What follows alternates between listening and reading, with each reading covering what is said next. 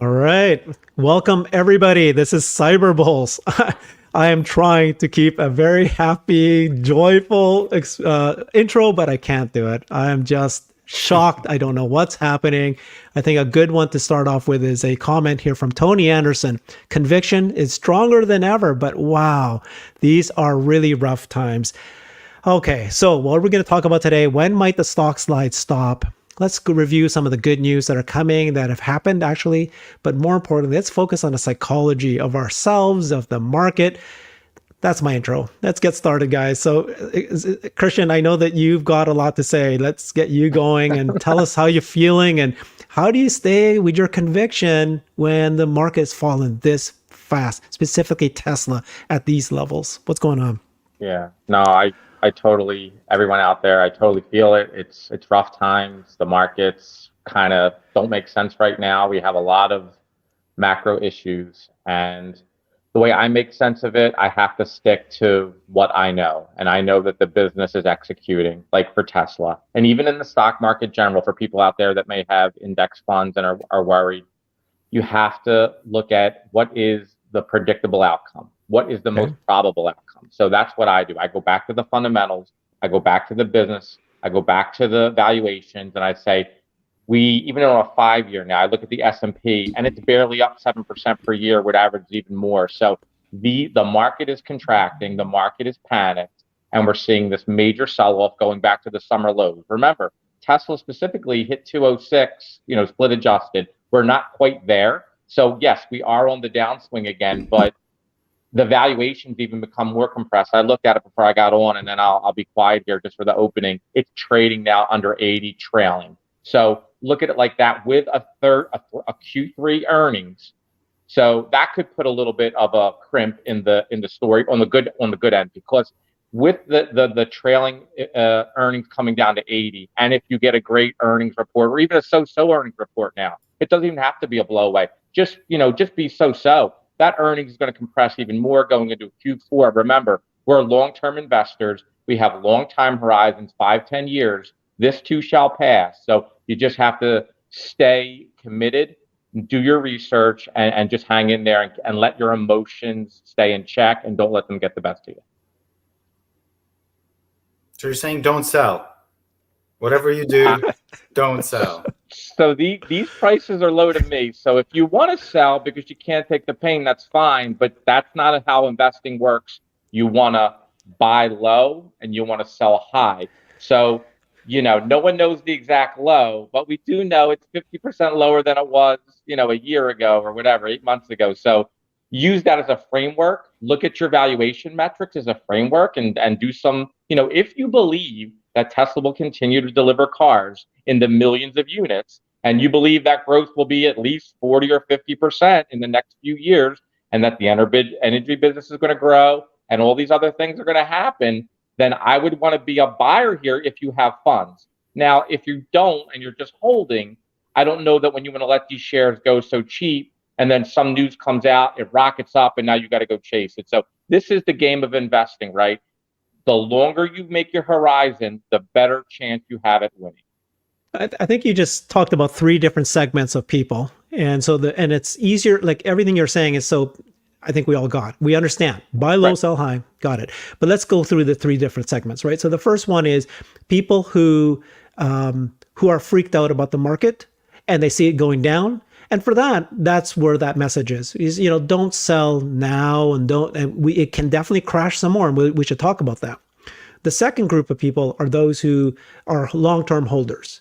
And for that, I think it's easier for those folks, I'm guessing, right? That, it's a cycle, the stock's fallen, but you don't have to do anything at this point. Just believe the fundamentals.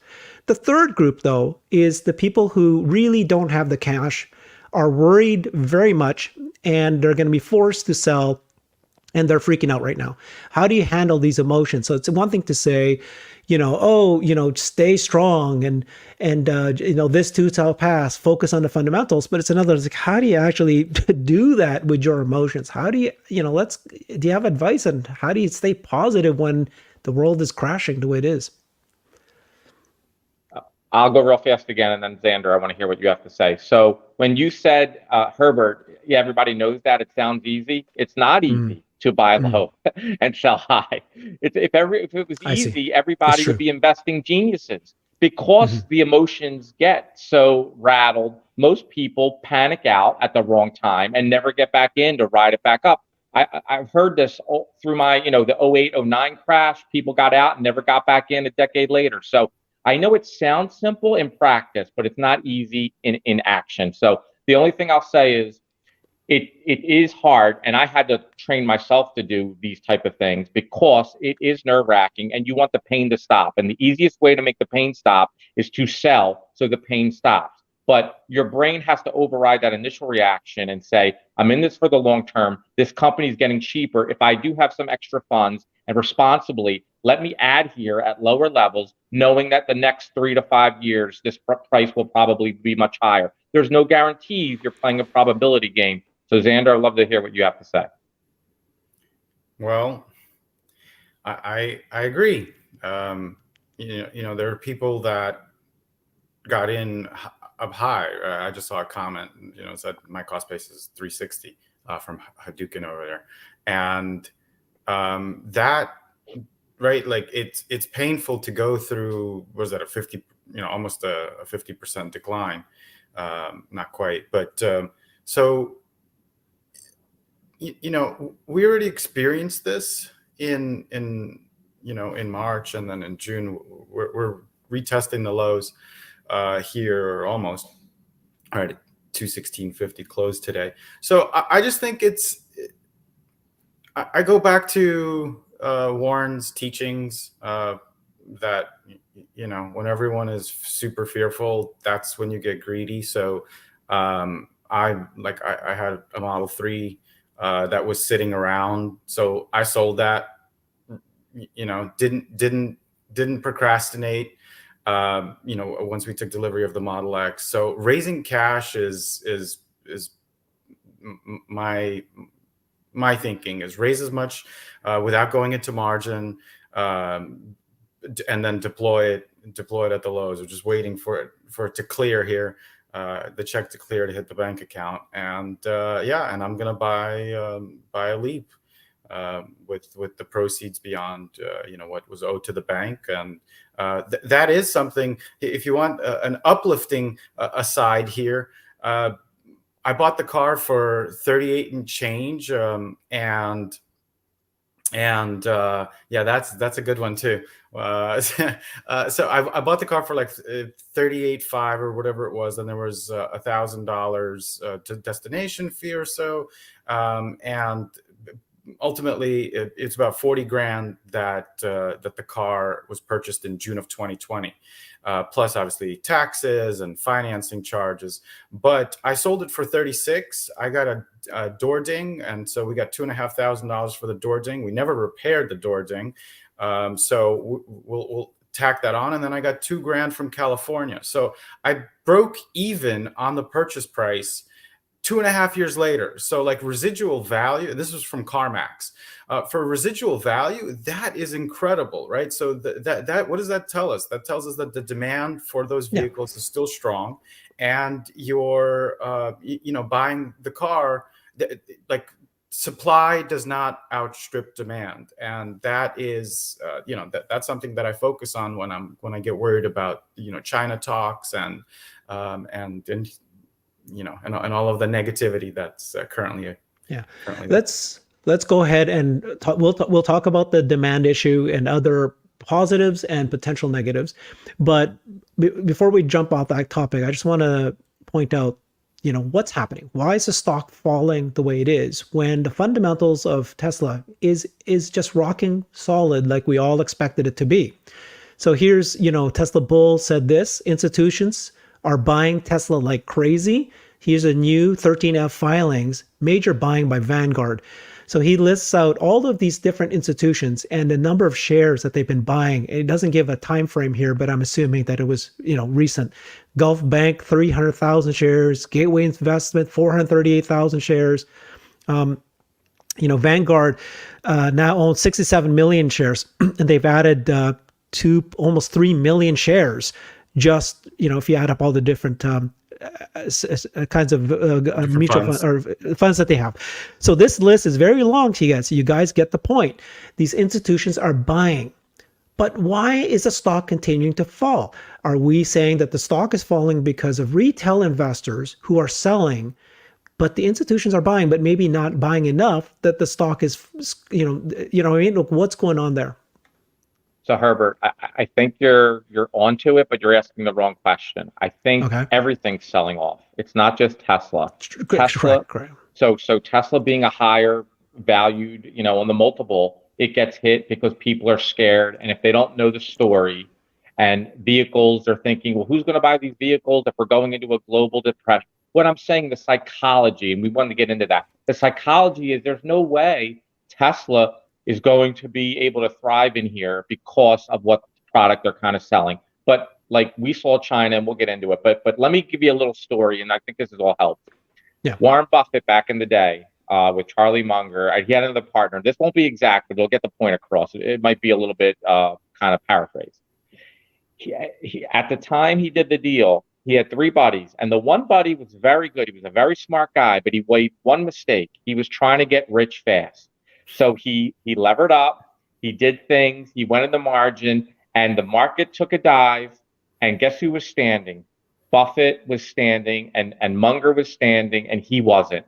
And he was out. And guess what? Buffett was able to buy all his stuff on the cheap, and then it later recovered, and we all know the story. But basically what I'm saying is to the audience, and I do this because I do this video, and I do this because I love to teach, and I love to just kind of the best that I know that what's worked for me. Stay in the game. Stay in the game. Give yourself a chance to win.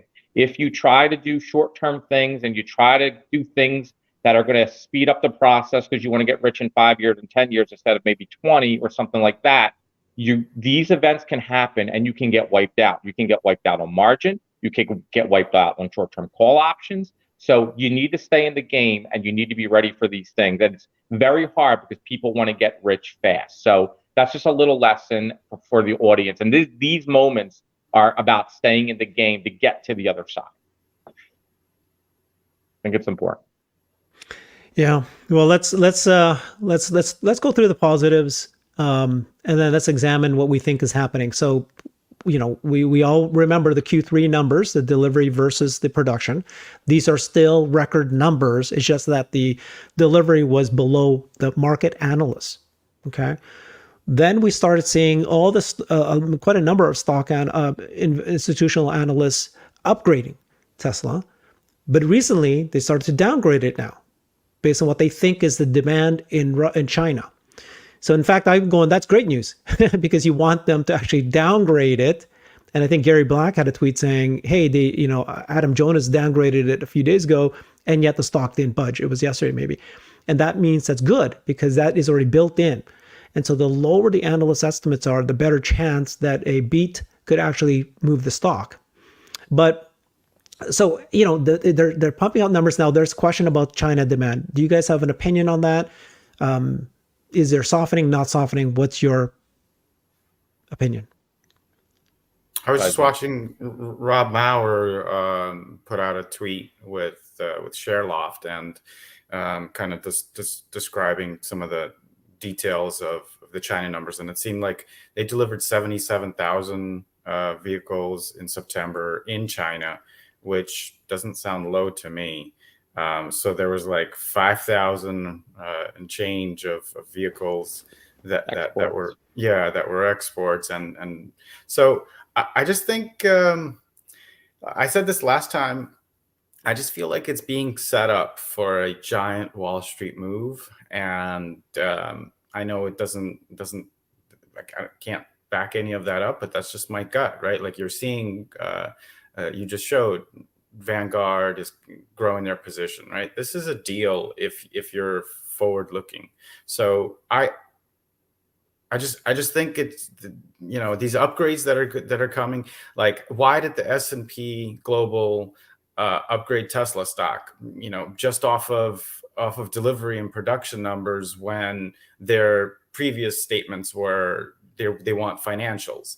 So, you know, like there's clearly something is happening, and I think it's really about patience. And when that's what you said, Christian, it's like people want to get rich quick, and you know, I wish I would have not you know, deployed all the capital when I sold the house right away and waited, and you know, so it's like these lessons that we're going through.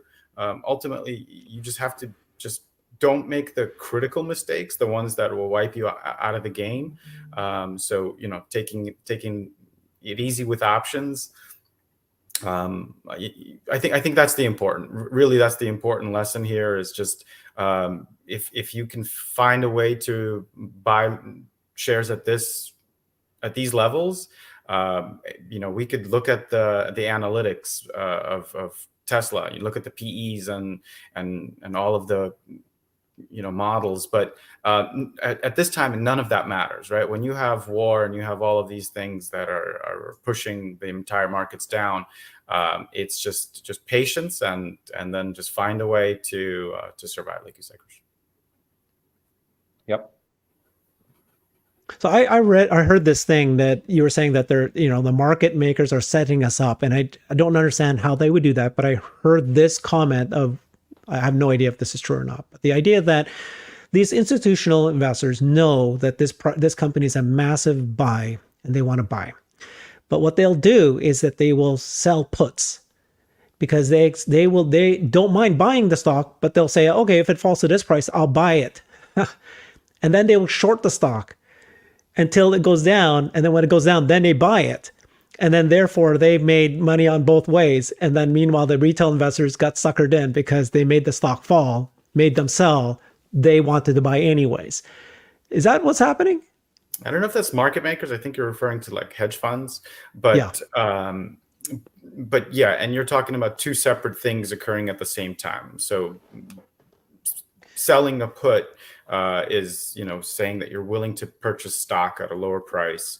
That's one aspect, and then you're also saying that you're buying puts as well to try to force you're shorting the stock or buying puts, and you're trying to put downward pressure on the stock so to cause it. So you're collecting money. The challenge that I have with that thinking is that if you're selling a put and you're collecting premium, if the stock price falls, you're actually losing money. It'll cost you more to buy back the stock. So I don't think it's the same players going to do those two things, but that's just my understanding. You know, I'm not a financial advisor, or, you know, I'm just an idiot from YouTube.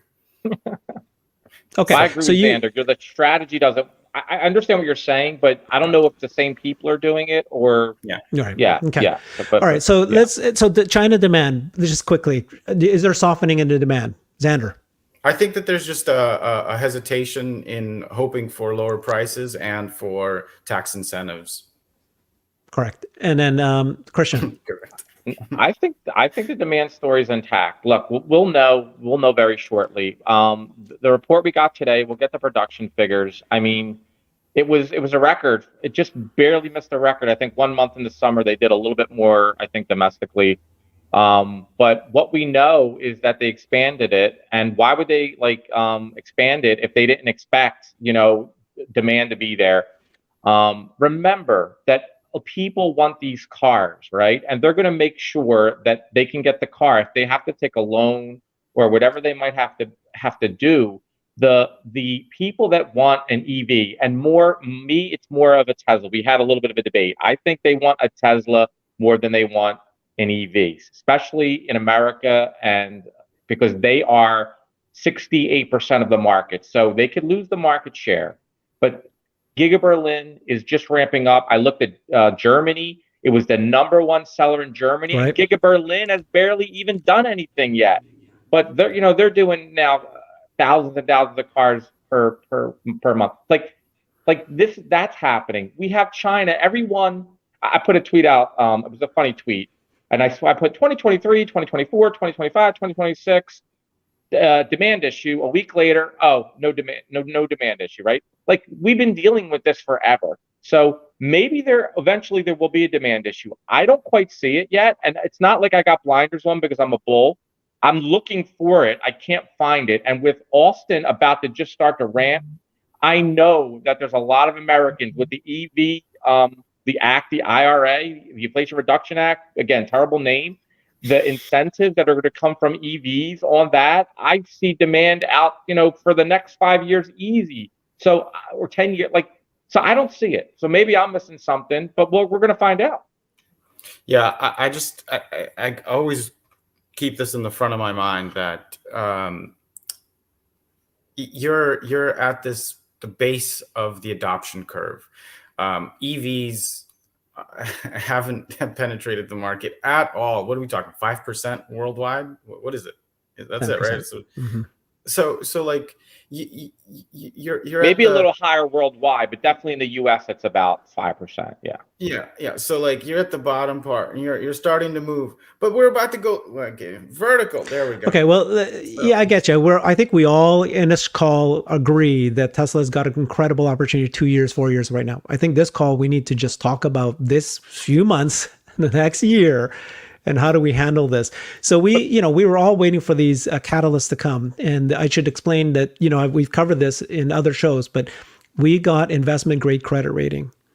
And people are going, why did it happen? But we didn't see a boost in the stock. Alexandra, Tesla Boomer Mama, used to work for Moody's, and she has explained in a couple of my videos that you don't see the stock jump up like we did when Tesla was included in the S&P, where every company at that moment that they did that had to now buy Tesla stock.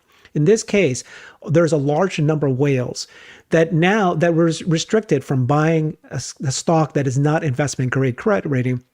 Now that Tesla's got it, they're no longer restricted. But it will take them 3, 6, or even many months later for them to have their meetings to make those decisions. So there is going to be a huge, big amount of money that's flowing into Tesla. Yeah. But doesn't mean it's happening, on Friday when it happened. Now, one thing was that I think somebody pointed out that Apple, they saw their stock jump a week after. But of course, different macro, different scenario. But I don't think we should expect that investment grade credit rating is going to impact in the next several months. Now, then she says that, it was curious why S&P wrote out their wonderful letter and jumped them up by 2 notches at this point, right after the production delivery numbers. And so this is all speculation, but the idea is that if you look at this 9-page letter that they wrote, it was very detailed and it was very glowing. So what might have happened, and this is what Apple had done past then, is they might have spoken to Tesla. Tesla opened up, the books and showed them the details, because Tesla's now looking to go to the debt market to raise debt in order to buy back stock. That's a whole guess and a bunch of us who think that might happen. And if it does, we don't know how much they'll buy back. But if they did, that would be a boost to the stock, of course. Can I jump in here real quick, Herbert? Let me jump in. And this is general advice, but I think it's important because I talk to people all the time and they don't know it. So there might be a lot of people in the audience or listening or watching that don't know these simple things that we might know. So I saw today, it was a little spike in the middle of thing. Tesla was like green, the market was flat, Tesla was doing nothing. That could have been an institution off the investment grade doing a buy, right? But it wasn't enough to sustain because the overall trend. So you could have now institutions off of that grade, but you can't see it because I saw a big green spike and then it came back down. Tesla was positive earlier in the day. So that could have been an institution who got more comfortable with Tesla over the last few days. So what I'll say is these moments in time, the reason it's so, to me, the risk has been reduced. So see, people have it backwards, and this is training. When the stock is rocketing and it's at 1,200, everyone feels so safe and dandy. Oh my God, my stock's going up. I'm so happy. And when it's down here, when the valuation is getting compressed, they're getting scared. I'm less nervous because I'm like, okay, it could go down lower, but it can't go as low as it was when it was 50% higher. Like I'm already took a lot of pain if I was holding it. So I might feel like almost like, you know what? I don't care anymore. And that's when you get your bottom, right? I don't care if the stock market goes lower. Take it all, right? When you get that attitude, I'm not selling. I don't care. Do whatever you want. It could be nuclear war. It could be this. It could be that. Take it all. And when that occurs with most people thinking that, that's when you get all the sellers gone. And then the people that were smart, we got to be honest, had capital ready to roll. And they're picking up like the Buffetts of the world who was sitting on tons of cash. I'm sure he's deploying like a mad hatter all over, looking at these great companies that are on sale, and other great investors too that were waiting for this moment. Just after COVID, they got one, and guess what? They're becoming more frequent. We got another one, and the smart people that have a lot of dry powder are buying these great companies on sale. Now, let me say one more thing. This whole thing, I think we should touch on this. This whole thing about Armageddon and all this stuff. You got to remember, Jack Kennedy in the 60s, we had a very close situation where the end of the world was coming. We came out of that. Through the Cold War, well, that was the Cold War too, and all through Reagan and that 80s and 90s, the Berlin Wall came down. There was a specter of, mutually assured destruction, which kept nuclear war, but nuclear war was always in the back of our head. We got through that. We're probably going to get through this too. And if we don't, it's really not going to matter, because if something like that happens, the last thing in the world that you're worried about is your portfolio. Then all bets are off. It doesn't matter for anyone, for even the richest people in the world, if there's stuff going all over the place. You can't invest like that. You can't invest. Even when this whole thing's over, people still have nuclear weapons in the world. You can't invest saying, well, maybe a nuclear war will occur. Well, that can happen at any time. Even when we think it's not going to happen, it can happen. When we least expect it, because, maybe Kim Jong-un goes crazy, everything was great, all of a sudden it's not great. So what I'm saying, you have to play probabilities. And if you try to go in there saying, I think there's going to be a global recession and the Great Depression #2 is going to happen and stocks are going to go down 90%. If you get up every day and say, I think we're going to have nuclear war, so there's no point for me go to my job. There's no point for me investing for a better future because nuclear war is going to wipe it out anyway. That attitude has never won. It never will win. So if you have that attitude, you've lost already. So I just wanted to say that, you can't invest in that kind of environment. You have to go with what you know and what the world has done. And the stock market historically has shown you over long periods of time, it's the best compounder of assets, bar none. It beats real estate, it beats gold, it beats bonds by a mile. So you want to buy great companies and hold them, and the longer you hold them, the better chance you have at winning. Hey, Christian, is it fair to say that now is when fortunes are created, right? The people that have the knowledge, they see the turmoil and the bear market come in, they short the markets, they sit around, wait for a moment where they're satisfied, and then they wait for that reversal, whether it's a Fed pivot or whatever it is. Yeah, I agree. And let me show, look, in these times, I think perspective. So we went to, actions and thoughts and emotions. And the reason I'm saying this is because this is what I've learned by reading history and listening to the great investors. So I'll give you one more anecdote, and then you guys can, I don't want to take up too much time. Back in World War II, when World War II broke out, I believe, Lord Templeton, he was a great investor. World War II broke out, and it was a nightmare, right? Everybody's saying, this is going to happen. Every country's freaking out. We're going to war.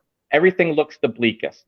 He saw an opportunity there, right? When it was the most bleakest, he made all these bets on all these companies. He said, give me all those companies that were bankrupt or almost going bankrupt. He believed that eventually we would come back from the war, and these bets would pay off. And he put these bets, and it was even a funny one because the brokers are saying, well, we can't do these two because these two are bankrupt, or 3 or 4. He goes, no, do them too. I want them too. They have a chance of coming back. And out of all those bets, I think he made like 100 and something bets. I think 98 of them hit, and it made him a fortune, right? So he saw opportunity in the worst period of time. Now, that's just a drastic example, but you're right, Xander.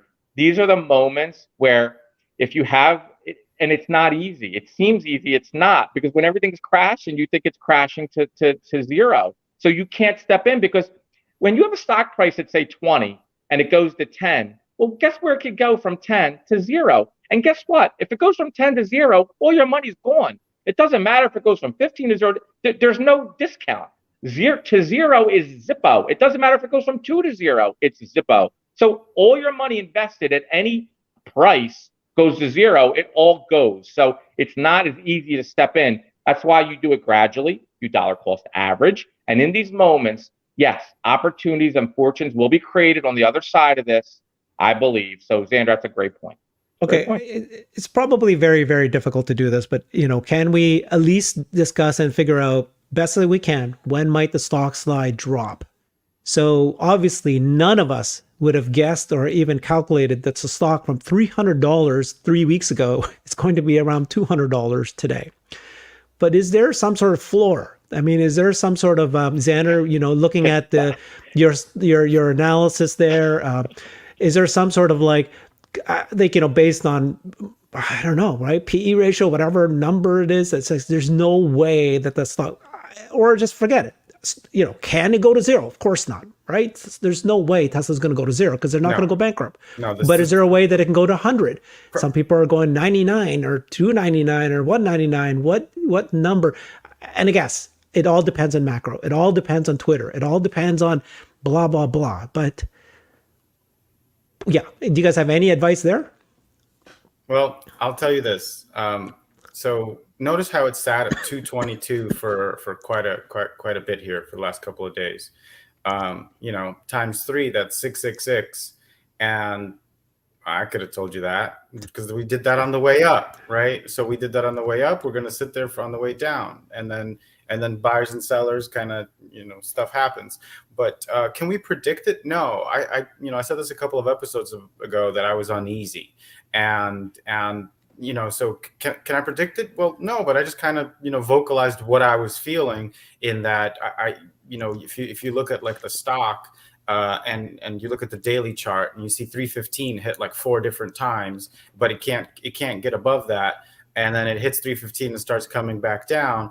That's why I felt uneasy, that it was just purely technical analysis. Now, the fundamentals of the business say that would be stupid to try to time the market there.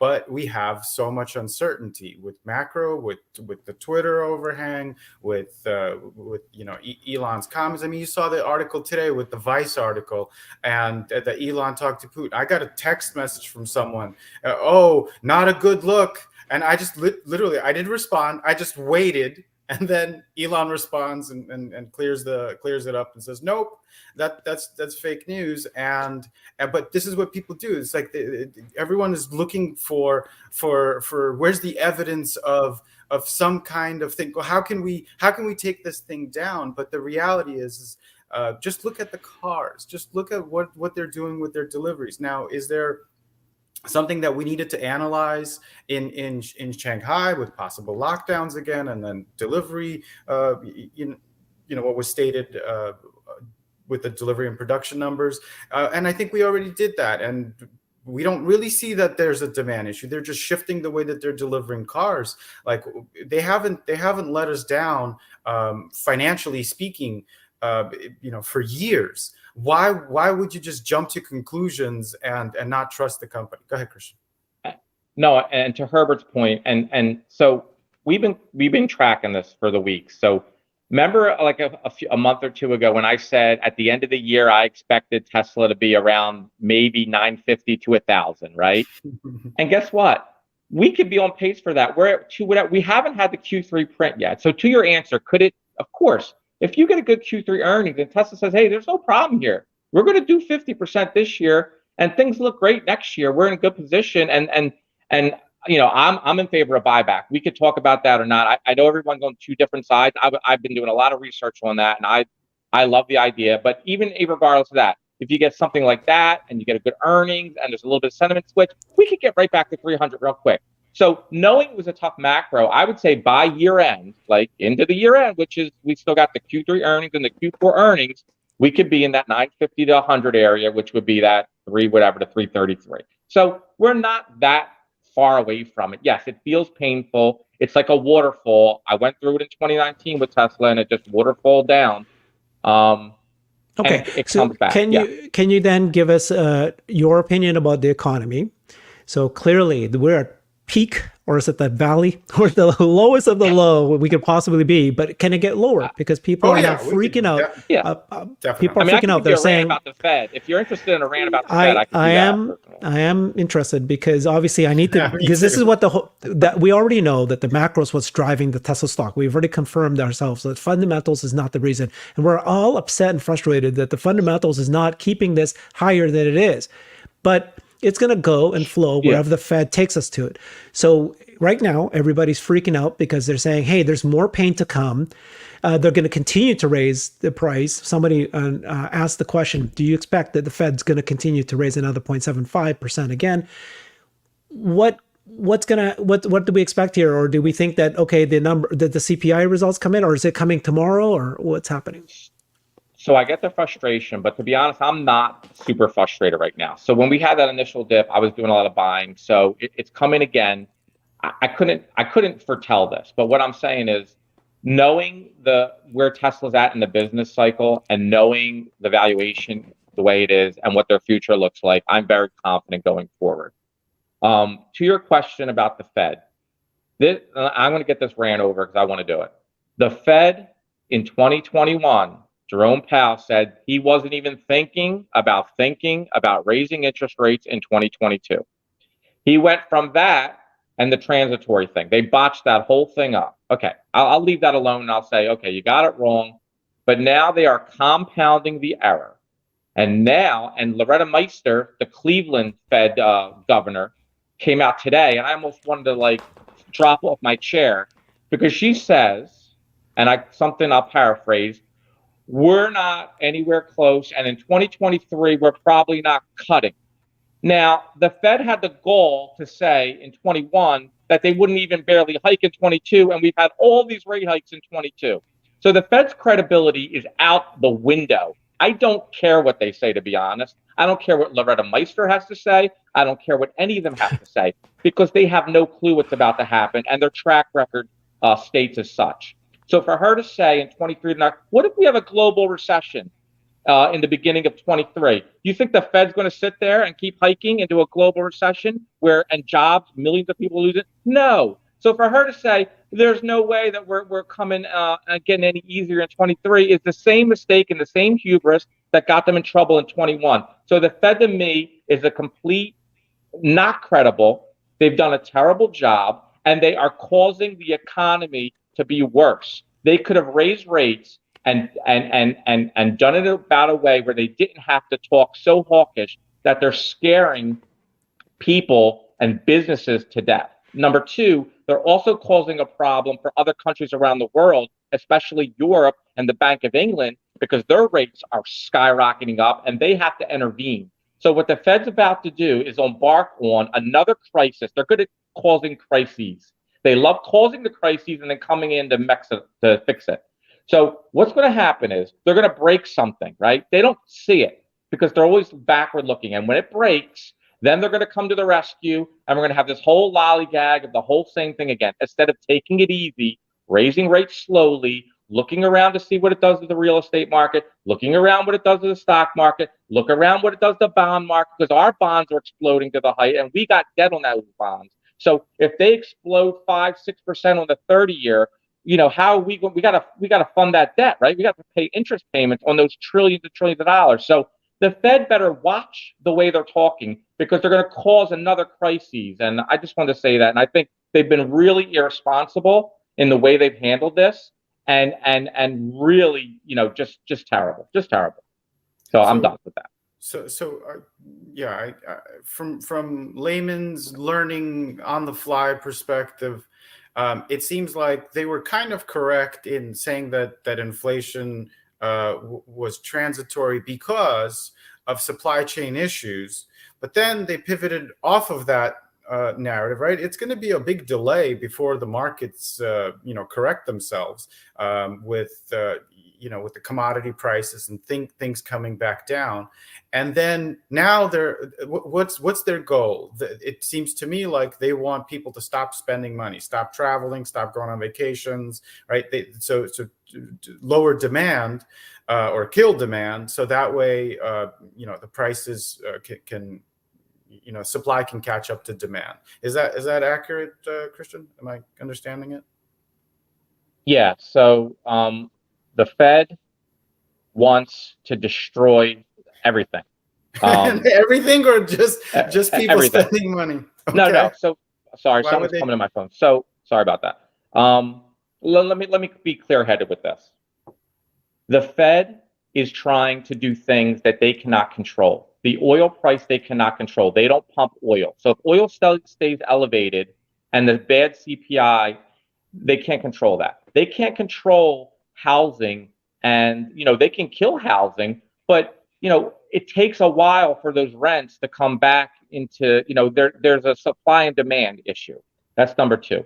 Number three, the Fed is pushing, they don't want people to get jobs. Well, what good is it if they put millions of people out of work and inflation? What if inflation doesn't come down as fast? Are they just going to keep going until they get this inflation number that they want?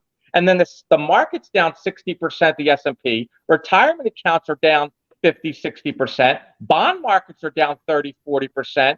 Everything's down, and they got inflation down from 8 to 6. I rather everything kind of stay steady and inflation go to 4%, and then over another year or two, maybe it goes to 3. Like, there's no rush. It's not the end of the world if a banana costs $2 instead of $1. I don't care. Like, to destroy everyone's wealth because they want to get prices on certain things the way they want it to be and they want it tomorrow is irresponsible and ridiculous. Yeah, I understand everything you said and I agree with it.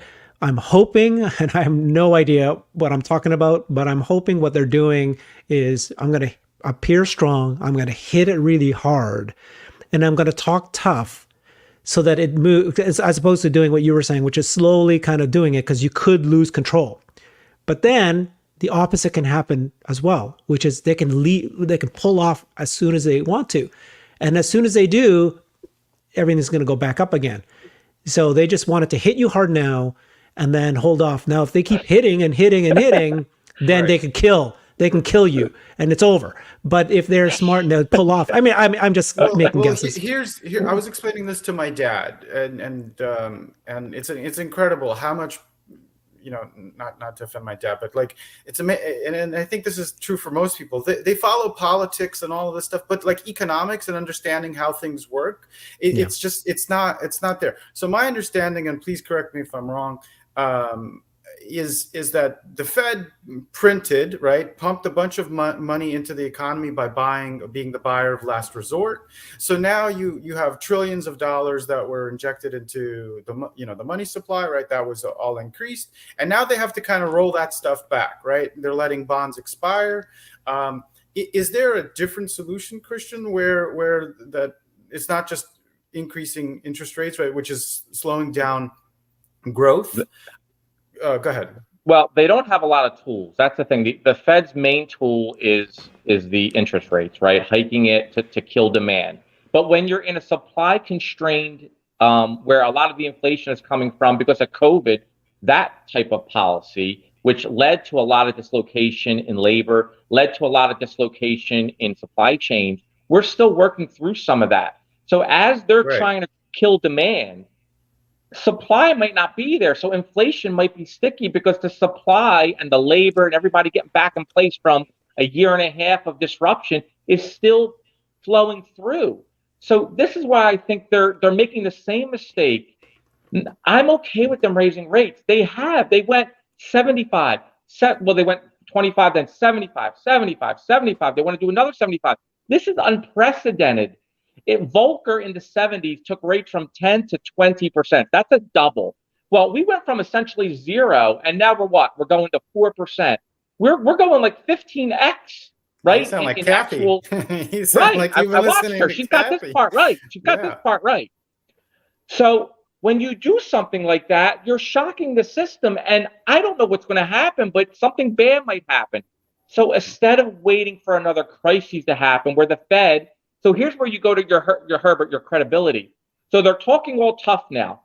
Now, aren't they going to look like clowns when something breaks or something breaks in Europe and the dollar's rocketing and all the other currencies are getting devalued and our businesses are struggling and they got to turn around on a dime next month and say, all right, we're done raising. We might cut after saying we're not even cutting into. Do you see why their rhetoric is dangerous? Because no one knows what's going on. Yeah. If they just take their time and say, we will continue to raise rates, we will monitor the situation, we understand that these are uncertain times with things like something like that would calm the markets. But in these uncertain times, with all these bad things going on, they keep talking like they're deaf, dumb, and blind to what's going on. And I think that's causing a lot of panic in the markets unnecessarily. Agreed.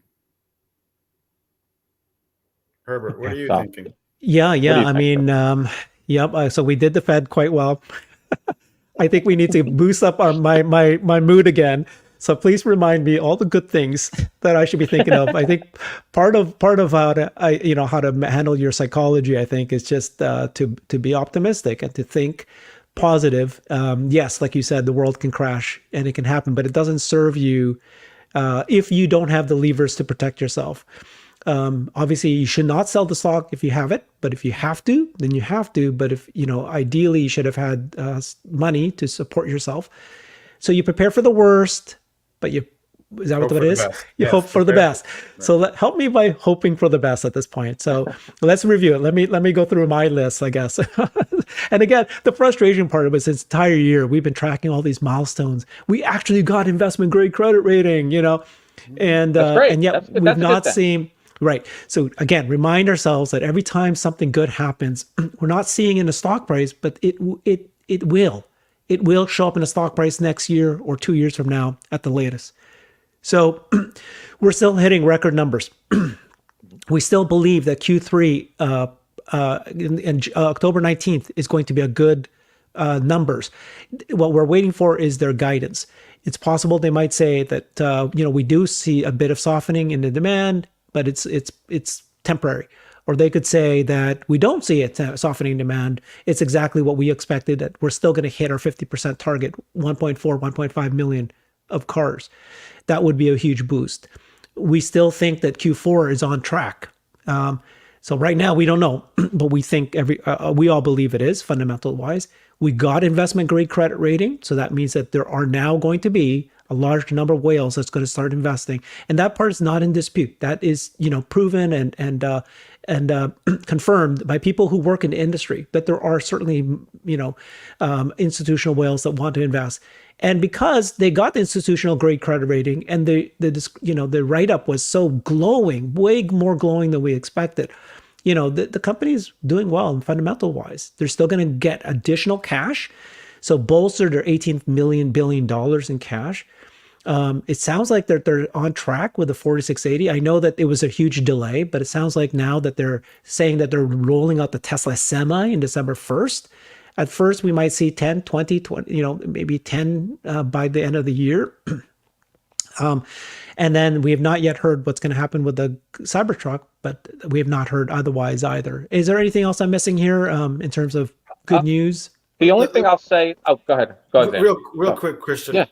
Everything you were saying, Herbert, checked out, because all I care about is the Fed pivot. I think about how in like Tesla's fundamentals are I don't question it at all. I mean, we already went through the exercise of looking at demand in China and all of that. So now it just comes down to what happened when in January, when the Fed minutes came out about rate hikes.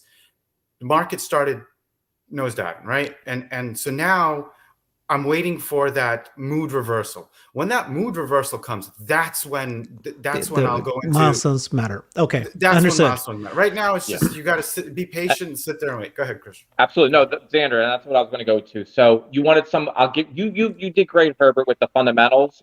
Going through it, and I agree with that. But what will flip it, or what I'm also very bullish on, is because sentiment is so bad. I mean, it's the bearish sentiment is like from the global, the Great Recession, the banking collapse that happened in 08, 09, we are there or worse. Nobody wants to look at a stock, right? Remember the old saying, like the time you want to buy stocks is when you want to buy them, but you want to hold your nose, right?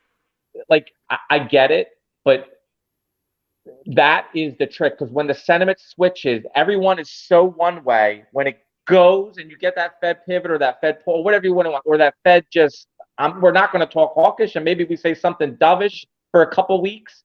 When that occurs, people will go back in, and when it happens, it probably will happen, and there'll be a rip roaring rally. Now, that doesn't mean we're off to the races, but at least we can get our footing back, feel a little bit better. So I just want to throw that out. Sentiment goes both ways, right? You go negative and then you can go the other way. Yeah. Yeah. Yeah, and I think the VIX is, showing you're nearing that 35 again. So, and that's exactly what I wanted to point out was Jeff is making great comments in the chat. So for people on Twitter, he writes, Fed has lost control. They cannot pivot as they do not have the ball. They need the ball to pivot. They've lost control and are risking losing further credibility on the other side of this. So, all right. But seriously, I concur. But like we can hate on the Fed, but the reality is they kind of control the sentiment lever there, and if they can just come out on the next meeting, which is coming up, tomorrow, Christian? When is it? No. We Next got week? CPI on Thursday. That'll be a big CPI, report. okay. Well, that's what I was going to ask, guys. Is a CPI enough? If that again shows good numbers. Well, here's the thing. backwards So remember, I looking, was talking to you about like giving up. Like you need a bottom when people give up. They've sold. So when I'm going to the CPI report, guess what? I don't care what it is. I don't care if it says 50% inflation. I ain't selling nothing. So I'm done. I'm in. I'll buy if I want to buy. So this is to the point where I've already done my preparations. They can do whatever they want now. My positions, if any position I'm down on, I'm going to be down for the rest of my life because I believe in them long term, and they will come back because the earnings are growing. And over time, even the QQQs and these companies like that are cash machines, that are giant companies that are going to be around 5, 10, 15, 20 years from now, they will all recover. So I don't really, for short term, of course, it's going to mean a lot. But this is where you get the capitulation. When bad news, the market doesn't tank on bad news, maybe you've had a turn where you get a rally on bad news because all the repeat what you just said there. When the market does not tank, when there's bad news, that's when you know that you've probably hit the bottom. You're forming a bottom, you're getting a bottom, and we've kind of, we're testing it. It's hard to spot it. You don't know it until it in the rear view, a few months when we get away from it. So bottom calling is very difficult. But what I'm saying is I'm to the point where I'm buying now, and if it goes lower, I'll buy more. I'm not looking to liquidate positions. So for me, someone like me, and there's a lot of people out there that if they sold what they wanted to sell, and they got it out of the way already. And now the next step is get more people out, people scared. Now we'll see what happens. Now, if it's a terrible, you might get another drawdown. But at some point, the Fed will stop raising rates, right? They can't do this forever. At some point, they will pivot, or whatever you want to call it, and they will go the opposite way. And and these businesses will do well. So that's what you got to hold your hat on. I'm kind of, like the sicko part of me is hoping that we go down below 206, so I get to say how Christian was wrong and he called the bottom, and then No, I'm sticking to my 206. All right, look, I'm going to put my neck out on the line again. I said that I don't think we would go under 206. I'm going to look like an idiot again.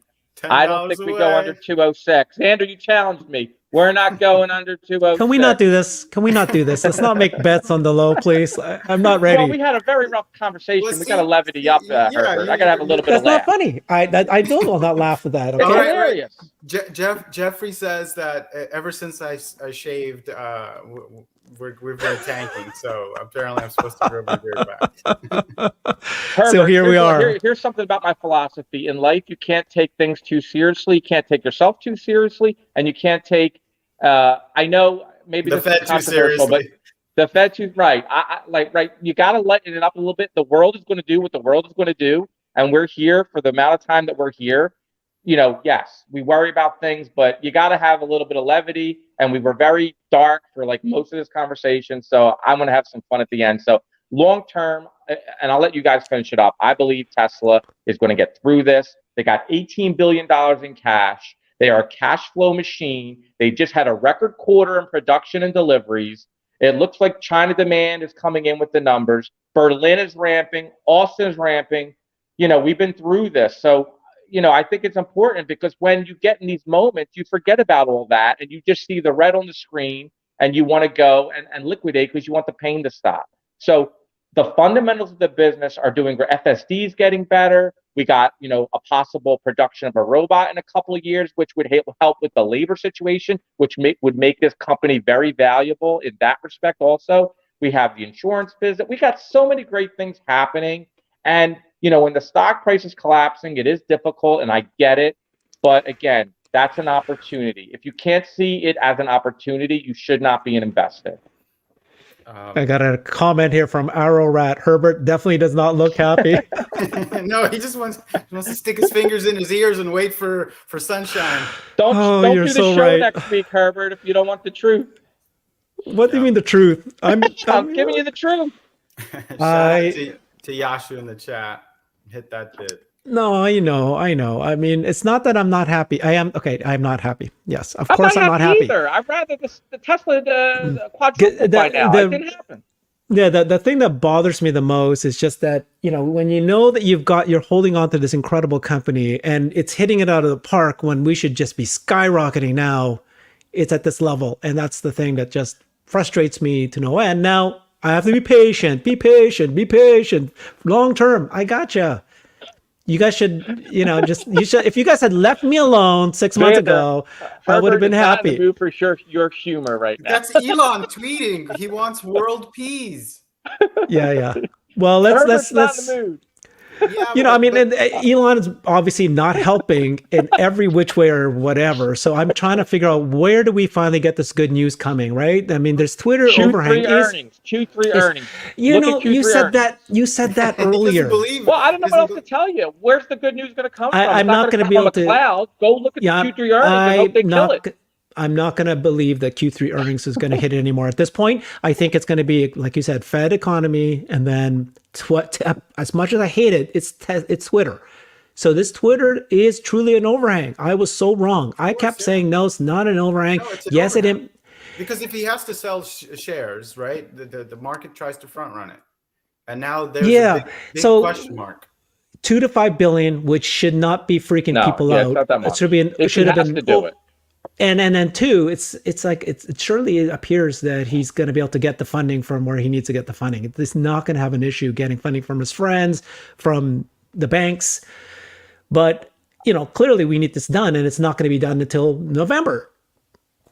Here, let me look like an idiot again. Unless something happens. I'm going to go out on a limb. If Q3 earnings are good. Now, if they suck, the stock's not good. If the earnings are good and the guidance is good, and everything stays in place with the valuation coming down, I believe we can rally in Tesla stock. Again, I could look like an idiot, but I believe that can happen in this environment, because if the stock has come in so much. So if they kill it with a great report and they give a great guidance, I don't know why we couldn't bounce. Okay? But remember, October 19th, they have the earnings call, correct? But that's also the day when Elon can sell if he needs to sell. And so it might be like 3 days, 5 days later that he could still sell, right? But Elon's not an idiot. The stock has collapsed. Does he really want to sell stock down here? I guess if he has to, but I'm sure he's making arrangements for financing or doing what he has to do. He already tweeted that he made an emergency sale if he had to do Twitter, that was already kind of done. Yeah, people say that he said many things and he reversed on it. Maybe he doesn't have to sell. Maybe he's selling today in a 10-1B plan, and maybe that's why the stock has been cratering. Well, who knows? I don't know. That had to be set up beforehand. So but maybe he did. I don't know. I'm just grasping at straw. But here's what I'm saying. You can't invest that way. You can't invest saying, well, I'm waiting for Elon to sell. Like the stocks come in. Eventually, all this stuff is discounted, right? So again, I give you the question. So you're an investor, Herbert. Xander, you're Xander, you're an investor. I go back to valuation. Is Tesla, they're trading under 80. By the end of the year, if they get a 5 on the earnings, 5 times 40, I'm going to 40 now. I love 60, now I'm going to 40. That's 200, right? We're almost pretty much at 200. Is Tesla going to trade at a multiple of 40 with the growth they're putting up? I know maybe it will, but how long is that going to last? So what do you think? Yeah, I mean, I look at the overall market. I look at what the multiples are for the S&P, and has that come down to a reasonable level? I think the answer is yes, but what is it, like 14, 15 now? Well, that's why I like to look at other companies. Chipotle trades at 55 times trailing, and you got Amazon trading way more than Tesla trailing, and they're not barely growing. Tesla's growing, so why are they going to get trailed at 40? Like, it doesn't make sense to me. Yeah, I think it's just be patient and wait for Wall Street to start buying up the company. If you're seeing that start happening with funds, growing their positions that they think that it's valuable, right, with Vanguard. But what about all the credit upgrade like that? It's just like we're getting all depressive and negative before you've let your milestones play out. Like just a little patience. Let's look at what the earnings look like, and then we could start more doom and gloom. Go ahead. And I'm still positive, but let me give you a little scenario. So I like to, before we end, I want to hit all my bases so I could state everything out. If there's a liquidity problem and people don't have money, or funds, something happens and something breaks and they can't buy stocks, you might have gaps down. So that's why the Fed has to be careful. They can't cause a liquidity crisis in the bond market or in the stock market, which could lead to, I'm thinking about it in a rational way, right? Things might go irrational, and then everything goes out the window.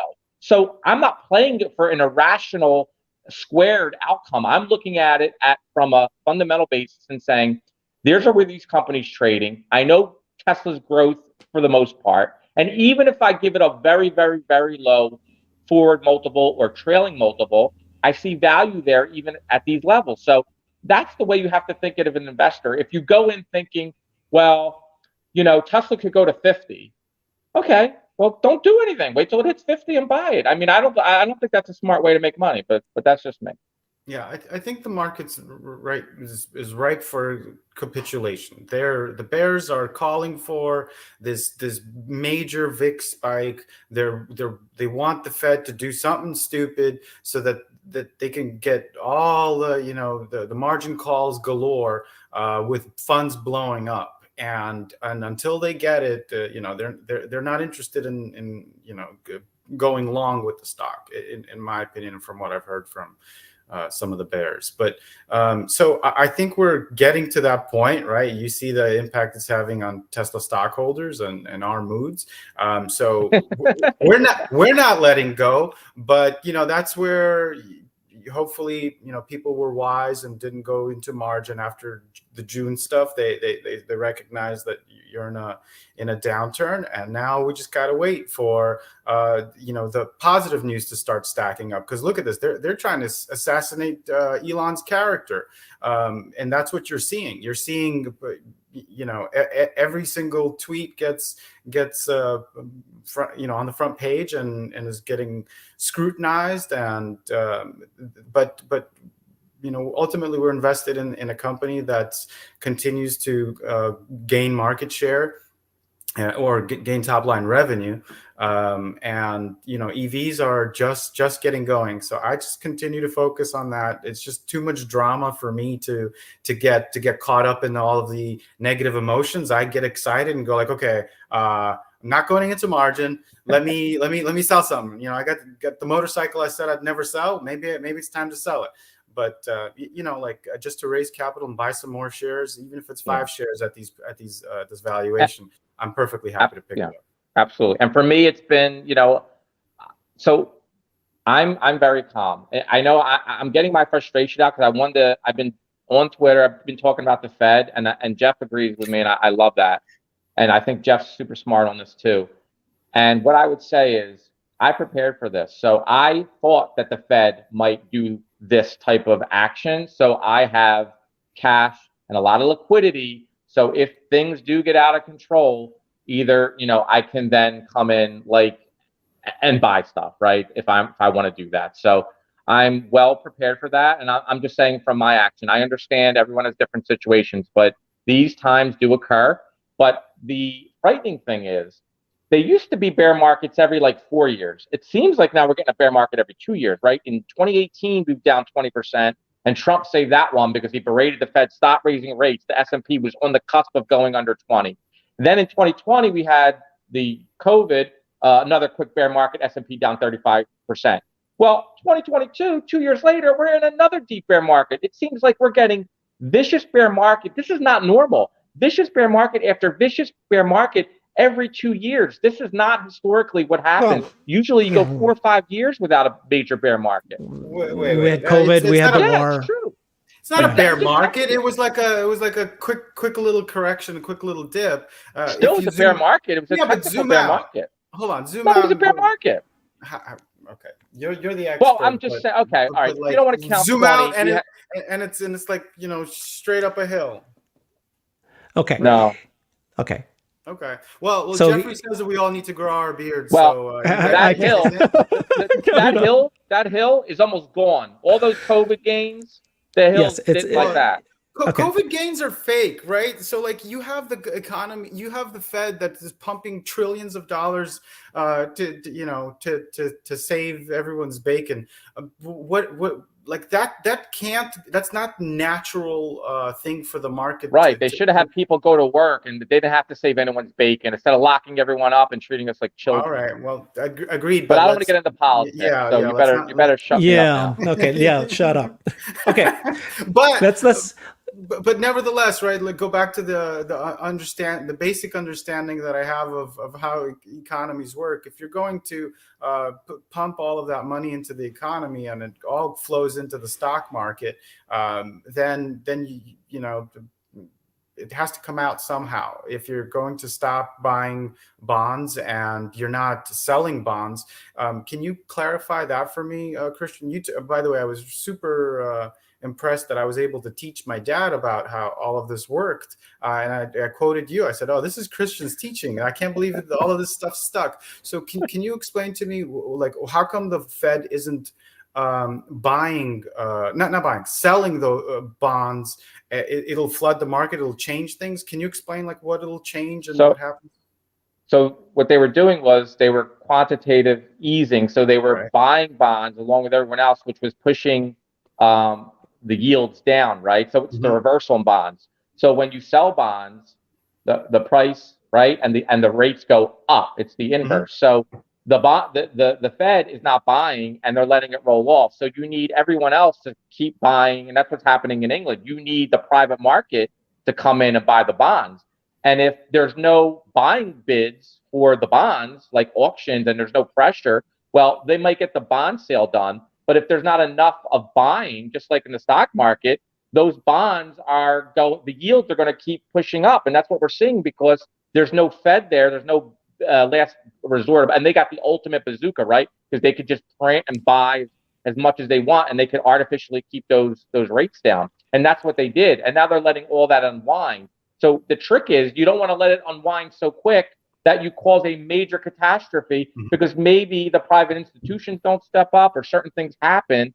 And then that leads to rates getting out of control. And we are a consumer-driven economy. It depends on credit cards. We take loans for automobiles. We take mortgages on homes. And you see where the 30-year mortgage is. It went from 3% and now it's over 7%. We've literally doubled it. So someone buying a home worth $500,000, their mortgage payment is now up $1,000 or more than where it was like a year or two ago. Yeah. That's too fast for these things to happen. Stuff will break. I don't know if that made any sense. So yes, it does. So how do I spot the turn starting to occur on toward the bottom? Is it the yields start coming down, or is it yields start going up? Well, yeah, no. So if they're buying bonds, that will push yields down. So say the 10-year goes from where it is now and it goes back down to 3.5, 3. That means people are buying bonds. That's good because it makes stocks look more attractive because those yields are getting compressed, right? And then the other thing, though, you have to be careful because if yields are coming down too fast, that could be because there's a major calamity and everyone's piling treasuries because that's a safe haven. Get me out of everything. I want governments because I know they're going to pay me back my principal and whatever interest I could get. I don't care. And that's what happened you saw that during the COVID, everybody bought treasuries, and that's why they went essentially, you could buy a 2-year at like 20 basis points, a 10-year was under like 50 basis points, whatever it is. So it's a double-edged sword. So what you want to see is the bond market stabilize, and you want to see the stock market stabilize as the bond market stabilizes, and let the fundamentals play out where we don't go into a crisis. So I mean that's it. Awesome. We're losing Herbert. The Fed, like, we're not talking Tesla. Market, yeah, go ahead. Yeah, let's say the bond market got out of control. and interest rates, there's no buyer. So interest rates just keep, the Fed would step in because they got to pay interest on the debt. The country does. So the Fed would reinstitute QE, I don't know what it is now, QE a million, because they did 1, 2, 3, 4, QE a million, and come in and they would buy bonds and buy this and buy that to stabilize everything, to push everything back down. They're getting in the same thing that caused the problem in the first place, but they would have to do it because they can't let the system go. Do they have to do that, or can they just chill out and just wait for more data and wait for So they don't have to do it. They could risk a global catastrophe and watch it. Yes, they can do that. Well, but I thought, like, if they just stop raising rates and then just wait for the data to roll in, like wait to see what the impact that they've done so far. Well, that's what they should be doing, but they're talking like they're not going to do that. That's the problem. So if the bond market did what they wanted to do, and the Fed say they were watched and they kept watching, and interest rates went to 7, 8, 9%, well, from where they were, that would collapse spending. There's a lot of people in America that spend on their credit cards. Housing, no one would be able to afford a mortgage, or very little, only rich people. Cars would dry up. So what happens when the economy slows? It's not just the stock market. Businesses, when they're not making money or they're barely going to hang on, what's the first thing that goes? Labor. They're going to fire and get rid of millions of workers because they're not going to be able to pay them and make a profit. So now you get all these people out of work. And if you're out of work, what do you not do? You don't spend money. You know why? You don't have any. So if they want to do that, good luck on them. I'll wait to see the scenario play out.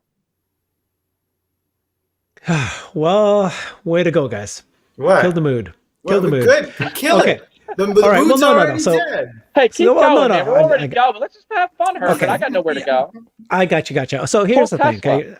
Yeah, exactly. Let's bring it back to Tesla. And when you were talking, here's what I was thinking, right? So first of all, every single company out there has got hammered. We are so lucky, everyone else on this call, because we all are invested in Tesla. It's one of the best that has kept its strength for all this time. As much as it's fallen from 300 to 200, us scratching our heads, this is still better than the vast majority of other stocks that have not fared as well. If you kept your money in other stocks like Google, Facebook, Amazon, Tesla, Apple even, now we might be a little lower than Apple at this point, but it's still very, very good. Well, the top stock. And we're very lucky because it actually has the potential for incredible growth. We're seeing it. They're still, hitting all the marks that we needed to hit. Yes, Q3, Q4 may not be a huge catalyst for the stock depending on their guidance, but it's still going to be record numbers. It's still going to be fantastic, and it's still going to set us up for 2023. Well, so that first quarter in 23, you're going to have the incentive, and that's right. That's going to what is that going to do? Yeah. So where are we now? In October. So we have to wait till March of next year, but it's going to be better and better because the business is still succeeding. The product is still succeeding. The market is still there. So it's energy. Did you see all of those houses? What's it? Jeremy posted 8 days or something with no power. Got the power walls running. What's his name? Jeremy Judkins, or I don't follow him too much. If I'm saying, I don't even know if I'm messing it up. Sorry if I'm messing up your name. But I understand. The people that had a power was able to, during a catastrophe, was able to show that they succeeded. There was another one that quoted that said that they had the only family that had the solar roof and they were not damaged. So the product is successful. It's going to be successful. Right. So having that, what does that do to demand when people see that there's more uncertainty in the environment and now you have this backup system. People want freedom, right? People want independence. So if they're able to, that's a good point. Invest in it. I just think everything that's going right now, the haywire, is actually very, very good for Tesla because it's gonna, the gas prices, it's forcing everybody to realize the war is good for Tesla because now they're going to look at, dependency in oil. Yeah. And remember, with that Induction Act, it's not just, and I'm not going to get into specifics of it, but with that lever, Tesla's margins are so good. They're going to fare better than all the other automakers because of the great product and with that whatever credit it comes to them, they'll be able to lower the prices. And if they lower it even 3,000-4,000, that is, going to maybe 10-20% more demand will come out of that. So I'm not so worried about that. My main thing is, we got to get through this period of the Fed and inflation. We need to see inflation come down so they can just relax, right? So either the market will do it for them or it'll happen naturally. One of two things will happen, right? So we just have to watch it play out. Yeah. But, all right. But I would say Q3 earnings. I know every catalyst, it comes and goes, Herbert. But as a fundamental investor, even if the stock doesn't do much, if you get a great Q3 earnings and they give you a great guidance, that is something to hold your hat on as investors. Say, at some point, the stock will catch up with the fundamentals of the business, and that's what you have to do as an investor. So, yeah. Okay, so I think to summarize what we're talking about today, Tesla continues to hit all the key markers. Everything's going very, very well. We're frustrated because we're not seeing the stock react to it. In fact, we're seeing stock fall. It is being driven by the macro environment. But we're lucky. We're holding on to the right stock. And so it will bounce back, and it'll bounce back first. Somebody said that the best stocks are the last to fall, but there's the first to jump up. So what we're waiting for is that moment when their mood and sentiment changes, whatever that happens to be, whether it's a Twitter overhang ends, whether it's the Feds does a pivot, which is the one that's most important for all of us, and or some next big catalyst that comes on.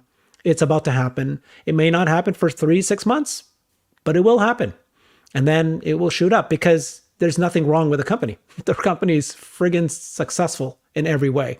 So we're lucky that we have our money in that one versus any other company that is going to actually be impacted by the macro environment. They're going to actually, get hurt.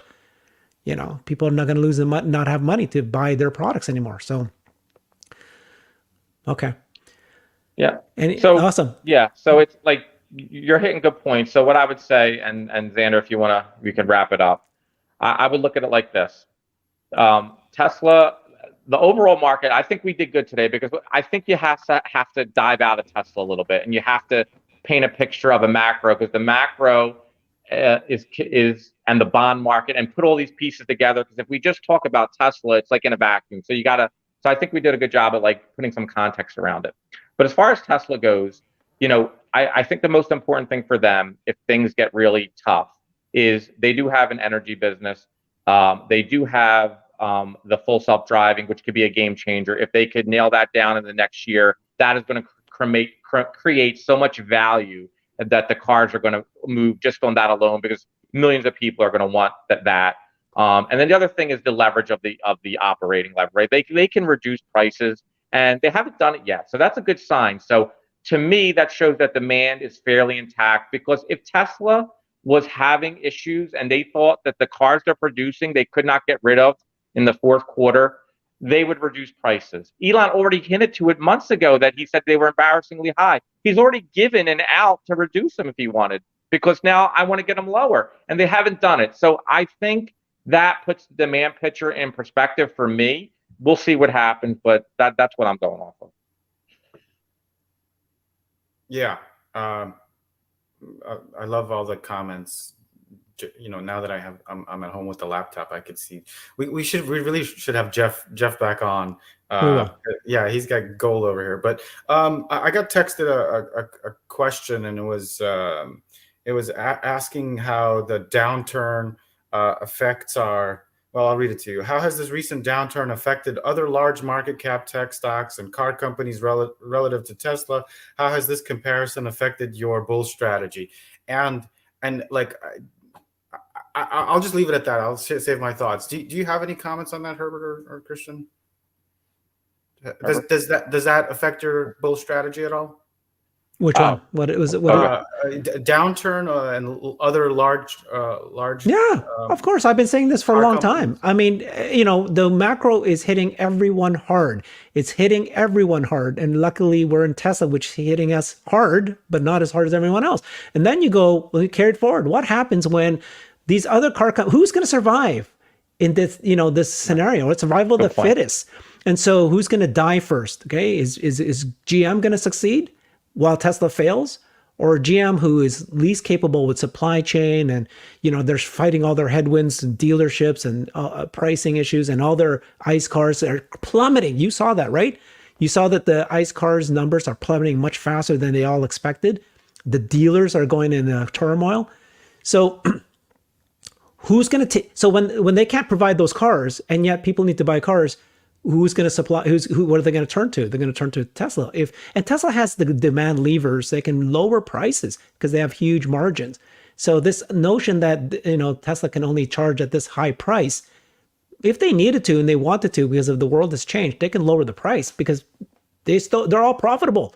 Right. All these other car companies you said are not profitable, so they must be suffering hard now, and many of them will die. It will happen. Yeah, and that's the simplest thing, right? They haven't pulled on any of the demand levers, despite the pressure from like specific to China.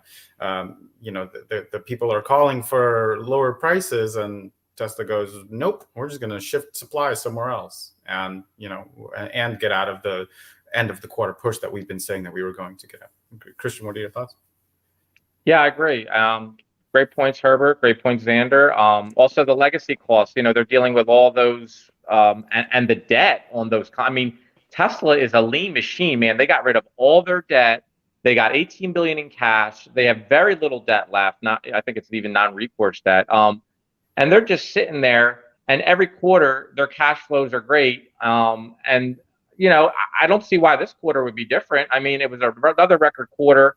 Model Y is taking more of the share. We know they're very profitable, and we have deferred revenue coming on the FSD if they could deliver that in Q4.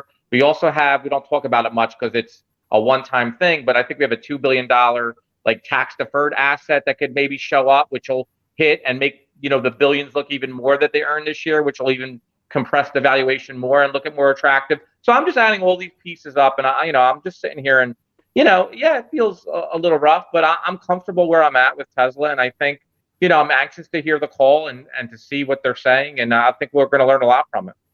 Yeah, I hope that they guide in a very optimistic manner. And I think that that's what ultimately will determine whether the Q3 financials will have an impact. So Herbert, you think that we should do buybacks or no? I know how Christian of course, I want it, but of course, you can't be making these speculative guesses. We all hope that it will happen. I'd do in a heartbeat. Of course I would. I mean, they've got 18 billion is what they had last quarter. They have way more than that now. Yeah, but they could raise, right? So the whole point is that and they can raise for debt. Because they have no debt. Bonds and you're going to let me rant again. Oh my God, because I've been thinking about this, Xander. Let me go. I got to go. Go for it. So you can't shut me up now. So the bond, I see bulls, and I love everyone's opinion. I'm not saying anyone's wrong. Here's where I'm coming from. You don't need to issue debt to do the buyback. They did $1.5 billion on Bitcoin. And I was saying, if they're confident in that and timing and speculating Bitcoin, you could buy a couple billion in stock. They got 18 billion in cash, but they also have cash flow. They can take some of that cash flow. And here's the beauty. You could initiate a buyback, and then you could determine when you do it. You could do it. You could wait. You could think, well, the stock really come in. I'm gonna. So I'm not saying it's a game changer or like, no, the stock's going to run. What I'm saying is it's a stabilizer for the stock for us long-term shareholders. It's taking cheap shares off the market now, which is going to help EPS in the future and just make it more attractive from a valuation perspective. Cost of capital issues are there because you might take some of that, so you're not going to tax on some of the earnings, and you're using it. So I get the growth mode, but we're in an environment that's a little bit different now. So if Tesla did that, it would show the market that, look, Tesla is a mature company that is generating billions of dollars, and they are, at their discretion, have a program available that they will come in and buy, liquidity for the stock, if anything, where they will come in, and if the stock comes in at levels they think is ridiculous, they will come in and be a buyer of last resort to help stabilize that price. They can control it. They could cancel the buyback. They could reissue it. They have major flexibility with it. So it's not like we're taking the 18 billion and just buying stock with it. No, you'd be you be rational with it, you be strategic with it, but it sends a message and it has some other good, like the EPS and things like that. And there's some things I'm forgetting. So, I'm in favor of it. Yeah. Some people say that Apple did that only when they had $125 billion in cash. Yeah, but then Apple never bought Bitcoin either. Right.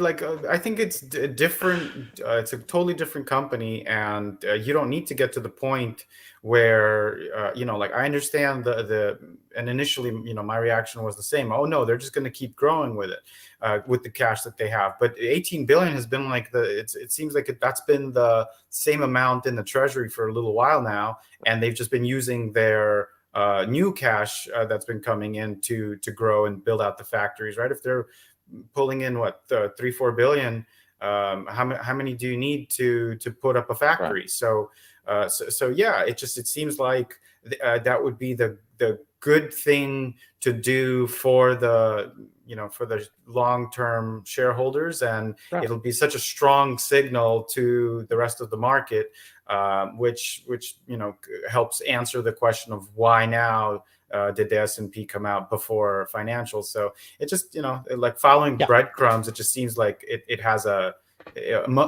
greater than a 0% chance that it happens. Correct. So anyway, that's how I feel about it. But yeah, thanks for ranting on it, Christian. I appreciate it. You as well, Herbert. Yeah. Awesome. Do we want to take any questions or anything like that before we wrap up? Are there any? No, I think I've pulled the ones that we needed to pull. Herbert out. Herbert's like, I'm going to bed. I'm done. No more emailing milestone lists. He's done. I just updated it, but I did not email it out because it's like it's not. I can read the room, Eddie. Nobody wants to know more milestones when nothing's email moved. To me. I don't think I have a copy. They want to know if you're getting the dog. I'm not getting a dog. It's not happening ever, especially in this environment, this macro. I'm kidding. But okay, guys. All right. Well, we addressed what we needed to address today. Thank you guys very much. Very full of information. Please follow these guys on Twitter. They need the love, man. These guys are like suffering in Twitter. Awesome. Thanks, everybody. See you later. Peace. Bye-bye. Congrats on 10,000 followers. Or subscribers on the stream. Thanks, everybody. Nice Appreciate it. Okay, guys. Right. Bye-bye. Later.